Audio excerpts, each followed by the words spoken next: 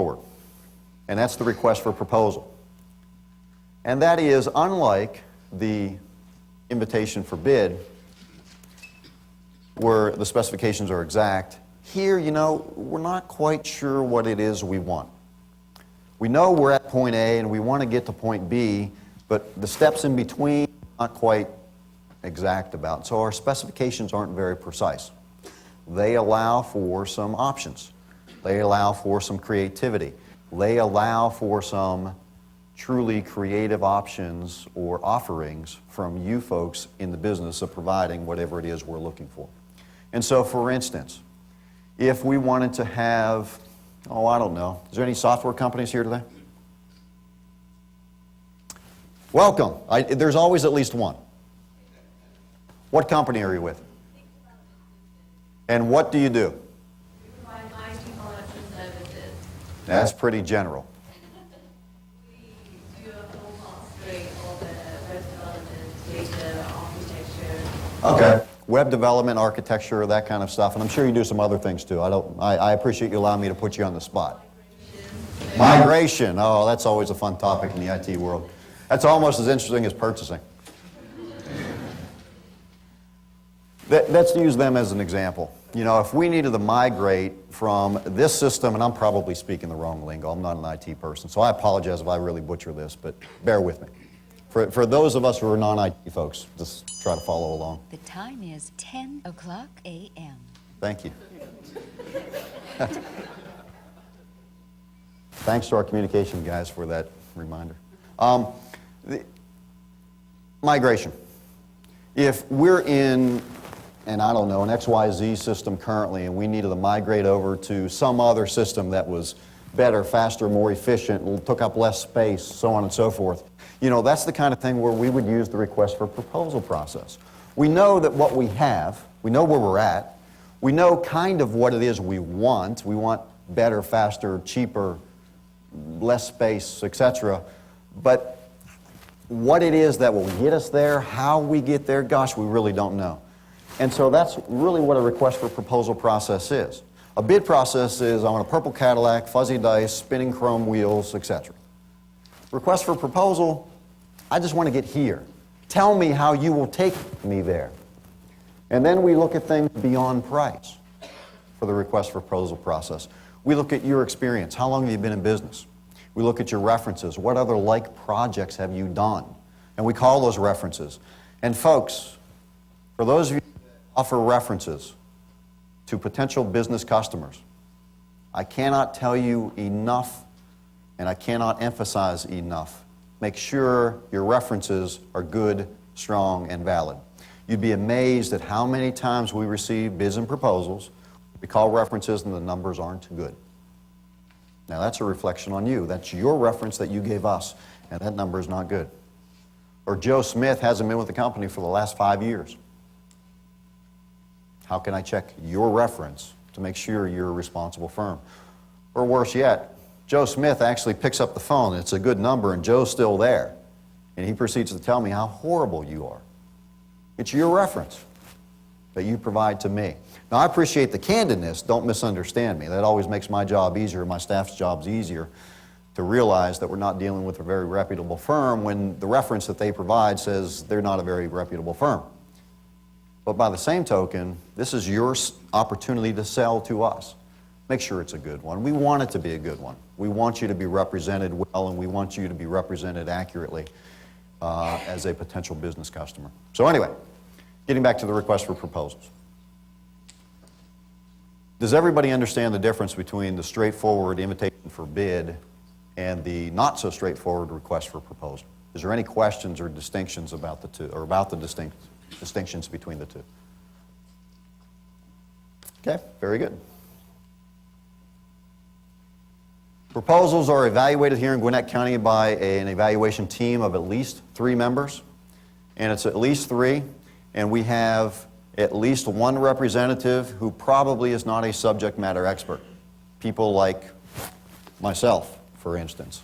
Again, if we're talking about constructing a fire station or building a road or migrating IT servers over, promise you, I can read plain English, but beyond that, the specificity of the engineering and the architecture and the design and everything.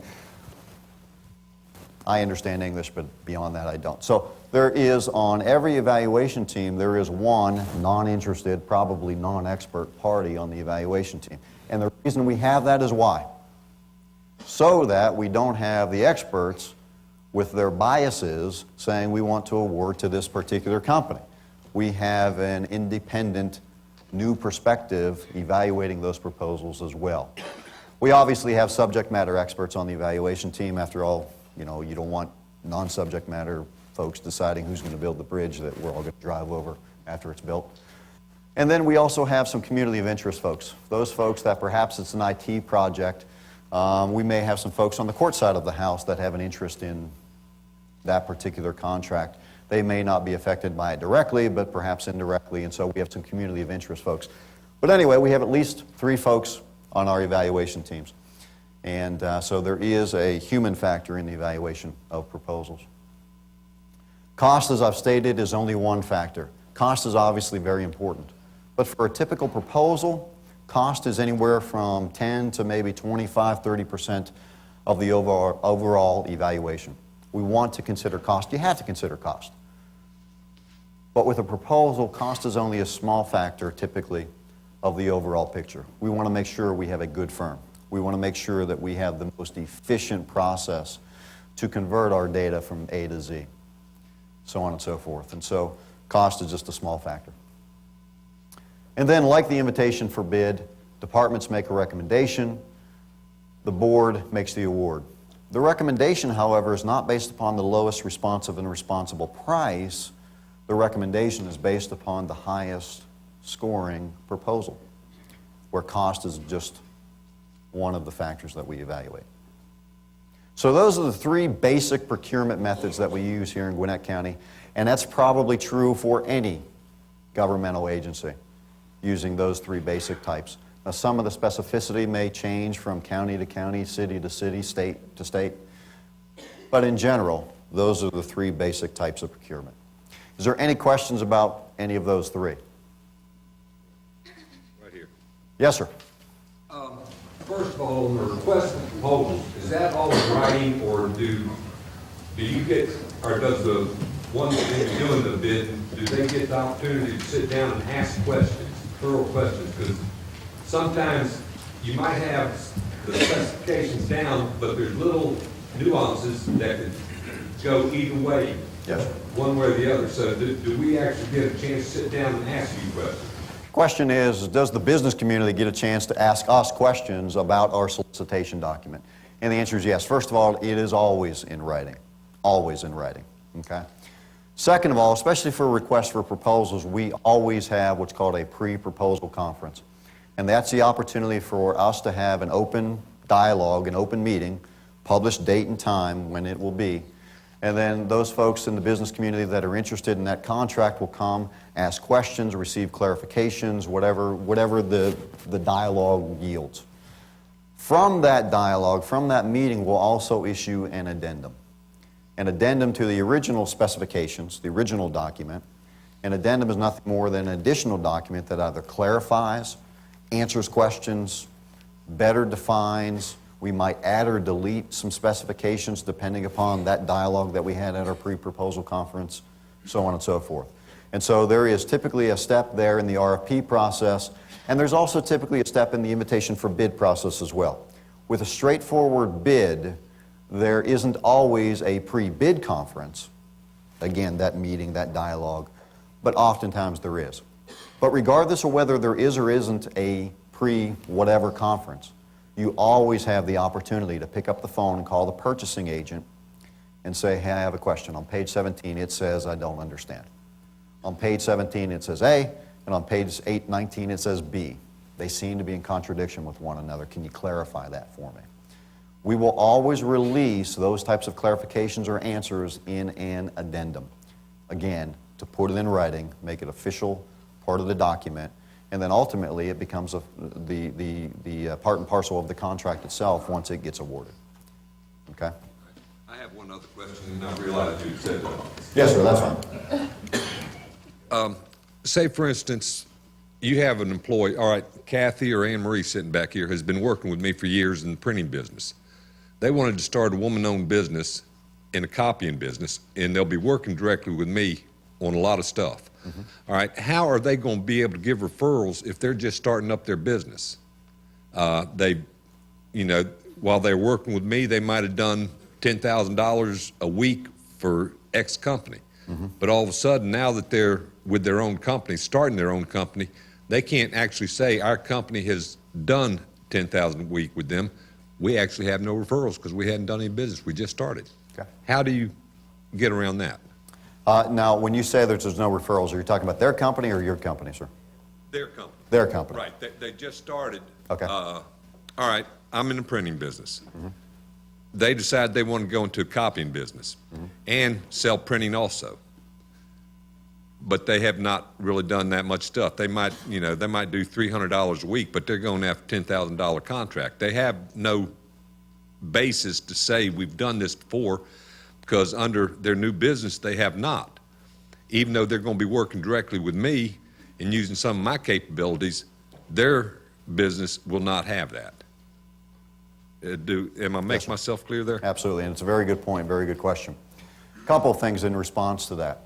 First of all, and I think everybody would agree, depending upon the complexity of the item or services that we're buying, our requirements increase as the complexity increase. By that I'm going back to my bridge example. I don't want to have Mary's construction company who just opened up shop yesterday building my bridge. I don't want to be her first customer. Not only as a consumer do I not want that, but I also don't want that as a driver in Gwinnett County that's going to be driving over that bridge. And so our requirements for somebody that's going to build a bridge for us may be 5 years in business, 5 lake projects in the last 3 years, that kind of thing. And so the greater the complexity, the greater our requirements. Now, when you talk about printing publications for us or whatever the printing job may be, the reality is we don't necessarily need to have that surety, that bond capacity for somebody to print, I don't know, our budget document for us, for instance. And so the fact that they may have been in the printing business for the last 5 years, working for somebody else, but they just opened up shop doing their own thing today, that may indeed suffice for that particular contract. And so again, what we take a look at is what's the complexity of what it is we need? What are the insurance or bonding requirements, if any?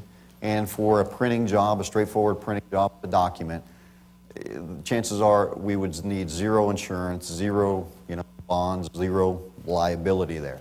If Mary's company doesn't fulfill that printing that document for us, is there any ramifications? If their company can't handle our business, if they go out of business during the middle of that project, are there any ramifications for that?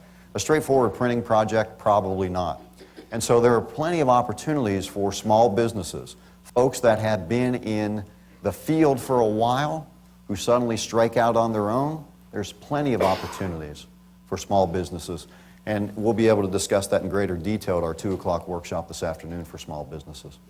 But it's a great point and it's a great question, and I hope I answered it. Okay, very good. Yes, sir. My name is Karthik. I'm from Think Development. In one of the RFP, there is a well-defined structure of points system. And one of the criteria is 10 points for on-site interviews. And the county reserves the right to conduct the interview or not for a particular firm. If I don't get a chance for the interview, do I lose the 10 points or how does it work? It's a very good point. Within our proposal document or even our bid document, Right. we often have the qualifications. Here's the minimums that you must meet. When we do a request for proposal, we also have the evaluation criteria. We tell you what the rules of the game are going to be so that you in your infinite sales wisdom can produce a proposal document that is most advantageous for selling your services or your goods to us based upon our evaluation criteria. Oftentimes you'll see in there, cost is 20%, 20 points out of 100. Methodology, how are you going to get us from point A to point B? Methodology may be 20, 25% of the evaluation. Experience, references, 10, 15, 20%, so on and so forth. And so all of those things add up to 100%. And so the evaluation criteria is spelled out. Out of 100 points, each area so many points.